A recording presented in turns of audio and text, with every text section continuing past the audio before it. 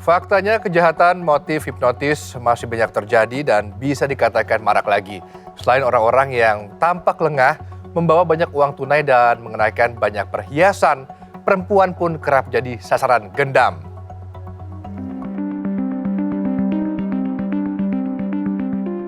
Terjadinya di masjid ini salah satu kejahatan diduga bermodus hipnotis baru-baru ini. Terekam CCTV, pelaku terlebih dulu tiba di lokasi. Ati, ibu rumah tangga yang juga sehari-hari berjualan rujak ini ungkap, usai sholat ia diajak ngobrol di teras masjid oleh pelaku. Pembicaraan seputar kesehatan pelaku yang kemudian mengaku sebagai dukun ini menyampaikan seolah-olah sudah menduga dan tawarkan jalan pengobatan. Perempuan yang memang tinggal tak jauh dari masjid tempat kejadian ini sebut tidak ingat persis apa yang terjadi kemudian. Hingga akhirnya sadar uang dan gelangnya sudah raib. Diduganya diberikannya kepada pelaku. Roh juga etita. Okey. Roh kok etita tapi pula yang saya sadar nih kak pula yang rokok. Okey. Yang rokok bi pula rokok ni kan pas berpula emas si rokok sampai buang bi pula. Buang rokok ni kan pula pah engak. Ya Allah. Ya Allah. Ya Allah ini aku pula tak ada ya Allah dari telepon pula. Juga jadi bak kerbau dicokok hidungnya, nurut dan ikut saja dua pria yang baru saja dikenalnya. Bahkan saat bersapa dengan beberapa orang yang dikenalnya pun tidak menyadarinya. Hingga akhirnya tanpa sadar menyerahkan dan memindahkan uang dari rekeningnya ke para pelaku. Ini satu lagi kejahatan modus hipnotis dengan korban perempuan. Dari sejumlah CCTV dan keterangan korban serta saksi, Zainal dan Randi komplotan pelaku ini mengakui lancarkan kejahatan modus hipnotis dengan iming-iming batu disebut bertuah merah delima.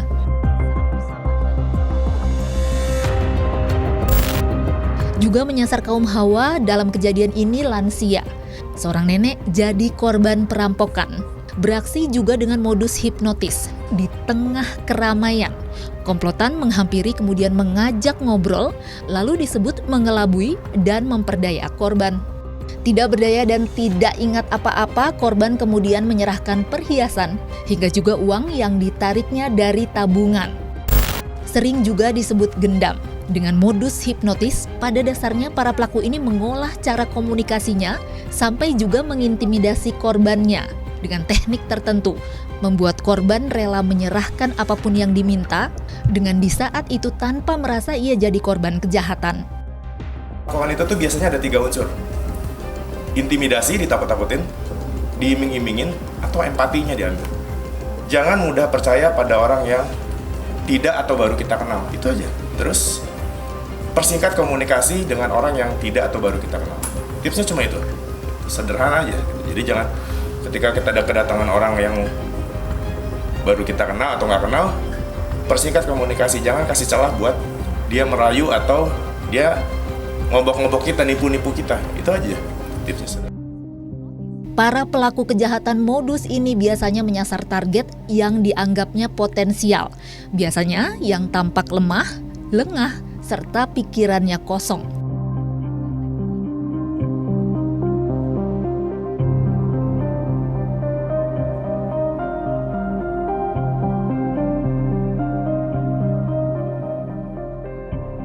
Sehingga kiat mengantisipasi dan menghindarinya pun diantaranya jangan bengong.